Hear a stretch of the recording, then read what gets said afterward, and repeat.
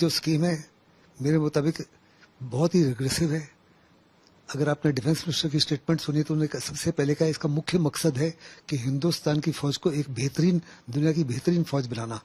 वो शायद भूल गए कि इस समय हिंदुस्तान की फौज दुनिया की सबसे बेहतरीन फौज है और एक सबसे बेहतरीन फौज को आप एक ऑर्डिनरी फौज बनाने में कन्वर्ट करने जा रहे हो। 4 साल के लिए यूथ आकर्षित नहीं होगा, लेकिन जबरदस्ती, क्योंकि बेरोजगारी है, कोई और नौकरी के साधन नहीं है, गवर्नमेंट किसी प्रकार के नौकरी के साधन को नहीं जुटा सकी और 46,000 लोगों को एक ही समय रिक्रूट करने जा रहे हैं, तो लोग आएंगे, लेकिन आने के बाद में बहुत ही जबरदस्त निराशा छा जाएगी, क्योंकि साफ तौर पे जानता है कि 4 साल के बाद में बिना कोई टर्मिनल बेनिफिट्स के उसको बाहर निकाल दिया जाएगा, उसको कागज के टुकड़े दिए जाएंगे सर्टिफिकेशन के लिए।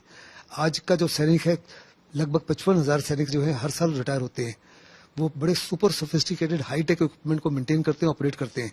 उसके बावजूद उनको सिवाय गार्ड्स के, सिक्योरिटी गार्ड वगैरह की कोई और ड्यूटी नहीं मिलती, कोई जॉब नहीं मिलती, कॉर्पोरेट वर्ल्ड आपको नहीं लेगा और आप पैरामिलिट्री फोर्सेज जो है वो नए रिक्रूट को पसंद करेंगी, बजाय उसको जो फौज ने डिस्कार्ड कर दिया है, एयरफोर्स या आर्मी ने डिस्कार्ड कर दिया है। ऐसे में ये जो अग्निवीर हैं, वास्तव में ये देश के लिए बहुत बड़ी चुनौती के रूप में बदल सकते हैं, क्योंकि इनको बड़ी आसानी से रेडिकलाइज किया जा सकता है, इनको बड़ी आसानी से देश के खिलाफ किया जा सकता है, क्योंकि उनको साफ तौर पे लगेगा कि हमको आपने इस्तेमाल करके फेंक दिया है। सरकार का ये कहना है कि बहुत सारे जो युवा हैं उनको रोजगार मिलेगा इससे, और आगे आने वाले दिनों में खुद रक्षा मंत्री ने इस बात को कहा है कि इससे उनको 4 साल के बाद बहुत सारी मंत्रालय, पीएसयूज और इसके अलावा जो राज्य सरकार है आगे जॉब देंगी। तो ऐसा नहीं है कि नौकरियां नहीं मिलेंगी। देखो, अभी हर साल जैसे कि मैंने कहा 55,000 से ज्यादा बहुत हाई स्किल्ड जवान जो है, ऑफिसर जो है आर्मी, नेवी, एयरफोर्स से रिटायर होते हैं। आपने रिसेटलमेंट डायरेक्टरेट भी है, उसके बाद भी केवल 1 या 2% को ही आप लुक आफ्टर कर सकते हो। आप उनको तो नौकरियां दिला नहीं सकते, तो इनको कैसे दिलाओगे? फिर दूसरा, ये 4 साल के बाद में वो सिविल स्ट्रीट में जाएगा, ये 4 साल की उसकी जिंदगी तो बेकार हो गई, क्योंकि उसको आसानी से नौकरी नहीं मिलेगी। आज नौकरियां देश में है नहीं, हर एक नौकरी के लिए कम से कम 100 एप्लीकेंट्स हैं। और ये कहना कि उसको सर्टिफिकेट्स मिल जाएगा और सर्टिफिकेट का बड़ा महत्व होगा, मैं उससे सहमत नहीं हूँ। दूसरा, जहां तक देश की एकता, देश की अखंडता, देश की सॉवरेनिटी, होमोजेनिटी का ताल्लुक है, उसमें भी वो बहुत बड़ा भागीदार नहीं हो सकेगा। मैं खुद फौज में इंक्लूडिंग ट्रेनिंग 41 ईयर्स रहा। एक अच्छा सैनिक बनने के लिए, चाहे आप इन्फेंट्री में हो या आर्मर में हो या आर्टिलरी में हो या एयरफोर्स या नेवी में, 7 से 8 साल लग जाते हैं। उसकी तो ट्रेनिंग ही 6 महीने है, और अपने 6 महीने के बाद में उसको भेज रहे हो सियाचिन में या ईस्टर्न लद्दाख में या अरुणाचल में या पाकिस्तान के खिलाफ, जहां पे उसके सामने जो है बहुत ही एक शूरवीर सैनिक खड़ा है। इसका तजुर्बा तो किसी प्रकार का हो नहीं, और साफ तौर पे जानता है कि मेरे को तो 3 साल 4 साल के बाद निकल जाना है, तो क्यों वो अपनी जान को हथेली पर रखेगा? उसकी क्या मोटिवेशन होगी, उसका क्या मोरल होगा, उसकी किस प्रकार की तमन्ना होगा, किस प्रकार का जोश होगा, जिसकी राजनाथ सिंह बात कर रहे हैं। और जो तीनों चीज की प्रेजेंटेशन है, बड़े ध्यान से सुनी, उनकी साफ तौर पे बॉडी लैंग्वेज दर्शाती थी कि वास्तव में वो स्क्रीन के फेवर में नहीं है, लेकिन उनको मजबूरन एक ऐसा नैरेटिव पेश करना किया जा रहा है जो गवर्नमेंट के व्यू को सपोर्ट करे। अनफॉर्चुनेटली हमने मानिक शॉ जैसे जन्म नहीं प्रोड्यूस किए जो सरकार को साफ तौर पे कहे ये जो है सही नहीं है और देश के हित में नहीं है।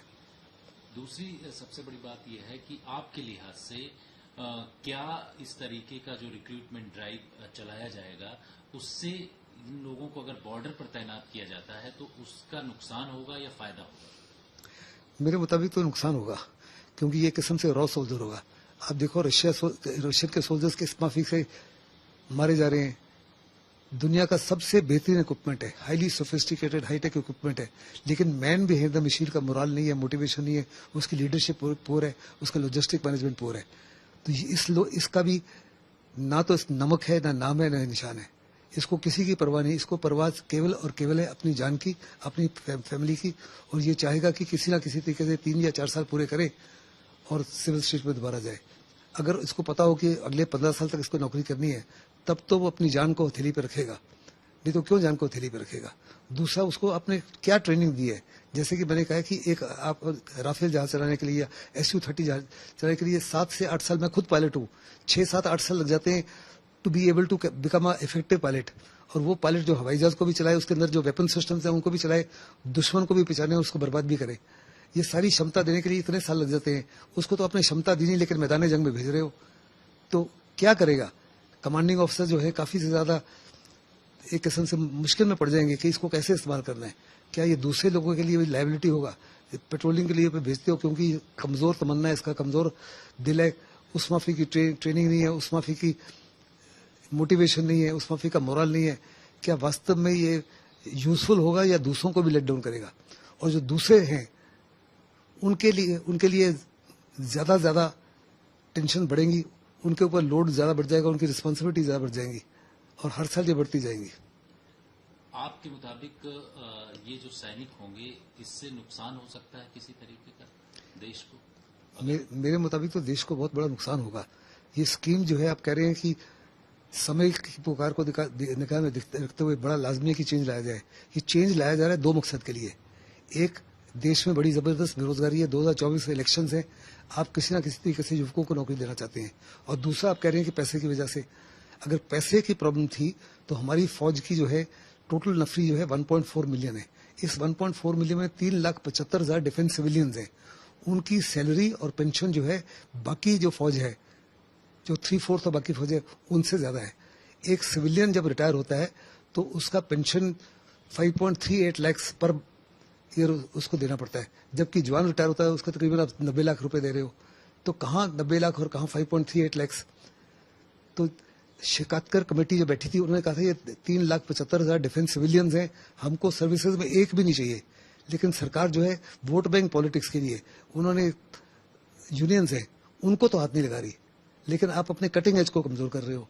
जो आपका कटिंग एज है जिसके माध्यम से अपने देश की एकता और अखंडता को कायम रखा है, अगर आप आजादी से पहले का इतिहास देखें तो 1000 साल तक ये देश लगातार हार का सामना करता रहा।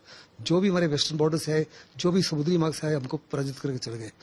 मोहम्मद गजनवी तो 17 बार आया, हर बारी देश को प्लंडर करके चला गया। हमारी फौजें कमजोर थी, उनका मोटिवेशन कमजोर था, मोरल कमजोर था, और कमजोर फौजें जो देश की हिफाजत नहीं कर सकती।